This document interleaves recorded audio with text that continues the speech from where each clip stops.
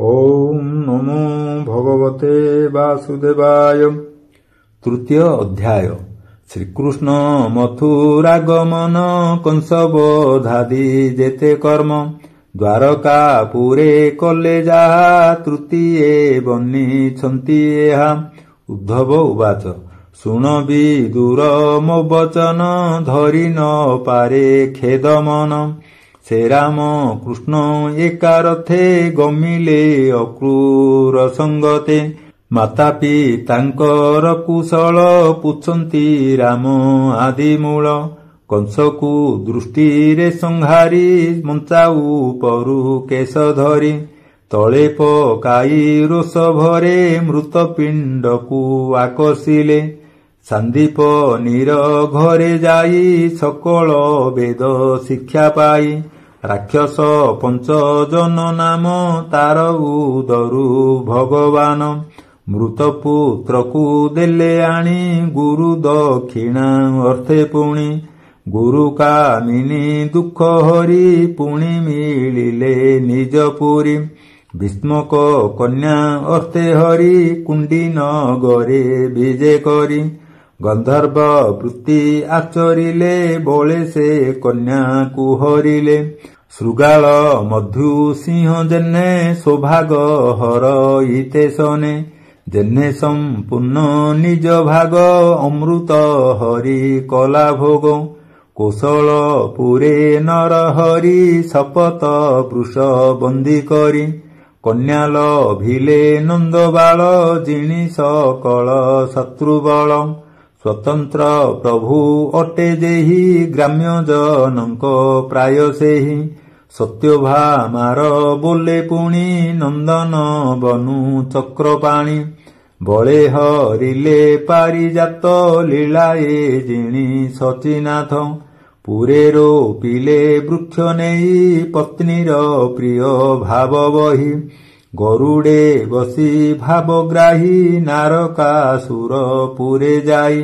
देखिले ताहार बदन सते कि पियुछि गगन। चक्रे ताहार मुंड हाणी देखि प्रणमिला धरणी। बोलई कलु पुत्र नाश धरणी बचने विश्वास।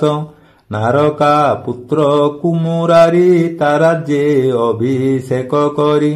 नारका अंतपुरे हरि विजे कंदर्प रूप धरी। युद्धे सकल राजा जिणी जे कन्या थिला दैत्य आणी। से सर्व देखि काम भोले चाहन्ति नयन निश्चले। 16,000 शताधिके तुल्य बयसी एकु एके। हरिंकी बरिले सकले मंगल शुभ लग्न बेले। ताहांकु नाना पुरे आणी एका मुहूर्ते चक्रपाणी। विवाह हेले वेद मते शुण ताहांक पुत्र जेते। 10 कुमर कन्या एक आत्मा सदृश रूपरेख। कालज वन जरासंधे साल्व सहिते पुररुंधे। ताहांकु निज तेजे नासी स्वजन प्रभाव प्रकाशी। संबर द्विविध बानर मुर बल्वल बाणासुर। जे दंत वक्र आदि करी ताहांकु संग्रामे संहारी।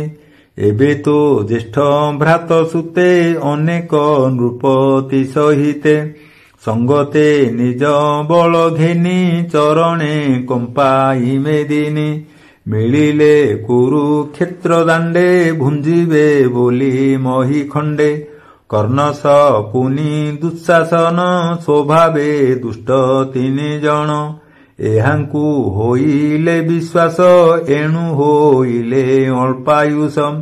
देख पड़िले रण मध्ये मूढ़ अधर्म दोष बादे। शुण विदुर कहूँ तोते कृष्ण भालन्ति अंतर्गते। जे भीष्म द्रोण भीमार्जुन मारिले अनेक राजन।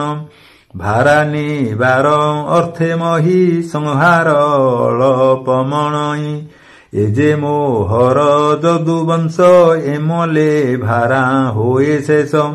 मद्ये अरुण चक्षुकोपे सर्वे मरिबे विप्रशापे एजे न मले नोहे शांति एमंत जोगो माया चिंती एमंते मने चिंता करी धर्मसूतंकु नरहरि बंधुसु हृद जन मध्ये कृष्ण स्थापिले राजपदे उत्तरा गर्भे कुरुवंश कृष्ण रखिले अवशेष द्रोणनंदन बाण कक्षा परीक्षितंकु करी रक्षा ज्ञाति मारण दोष नाशे धर्मनंदनं कुविश्वासे सर्वसंपदे सुसंपादी कराई तिनि अश्वमेधि दुधिष्टि कृष्णे अनुगत पालिले मही घेनि भ्रातं आपणे निज पुरे जाई नारी गणक मध्ये थाई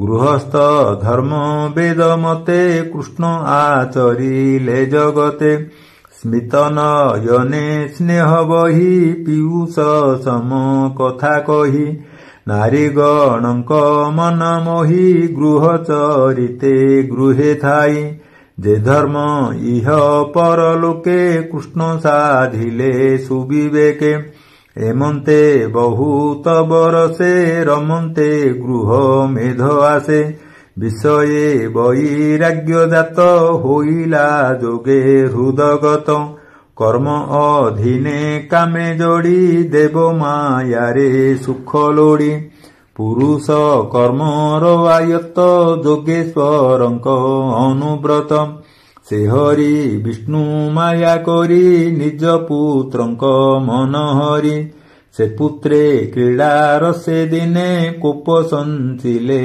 विप्रमने हरिर मत जानी भले ब्राह्मणे शाप देई गले ब्राह्मण शाप पाई पुरे अद्भुत देखिले विस्तारे कृष्ण वचने शांति अर्थे प्रभासे मिलिले समस्ते से पुण्य जले करी स्नान पितृतर्पण पिंडदान पूजिले ऋषि देवगणे गोदाने तोषिले ब्राह्मणे सुवर्ण रजत शयन बसन कंबल अजिन रथ कुंजर अश्वमान धरणी तुले कन्यादान अन्न सहिते नाना रसे विप्रंकु भुंजाई हरसे एमंते जदु भोजगण गोविप्र सेवा तांक प्राण विप्रंक पादे प्रणमिते दिवस